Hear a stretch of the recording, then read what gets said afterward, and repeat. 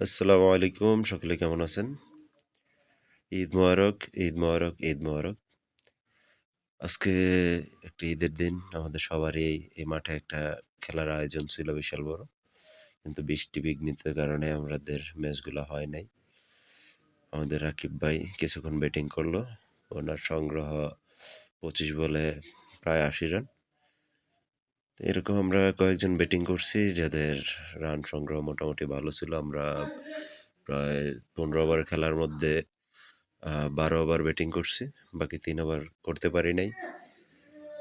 আর যারা আমাদের প্রতিপক্ষ ছিল বৃষ্টির কারণে কেউই ব্যাটিং করতে পারে নাই। কারণ এতটাই বৃষ্টি হইছে আমরা প্রায় ৩ ঘন্টা অপেক্ষা করছি যে বৃষ্টিটা থামলে অবশ্যই খেলায় আবার নামবো। কিন্তু বৃষ্টি এত পরিমাণ বৃষ্টি যে আমাদের লাস্ট মুহূর্তে খেলা সব পরিত্যক্ত করে মাঠে ফিরতে হইছে, বাসায় ফিরতে হইছে। কারণ এই মাঠটা ১ ঘন্টা ২ ঘন্টা বৃষ্টি হইলেও মাঠটা শুকনা থাকে। এই মাঠে এরকম কাদা অথবা অন্য কিছু হয় না। আমাদের মাঠটা দেখতেই পারতেছেন কতটা সুন্দর।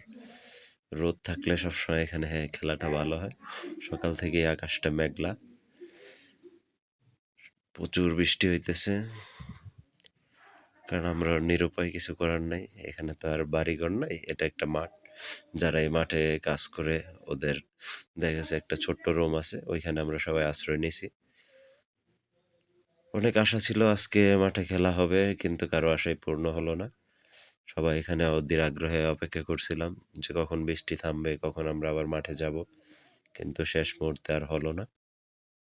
আর এখানে নেটের একটু সমস্যা থাকার কারণে আমি লাইভও বেশিক্ষণ করতে পারি নাই। যারা আমার লাইভে ছিলেন একটু পরেই লা লাইন সমস্যার কারণে লাইভটা আমার কেটে যায়।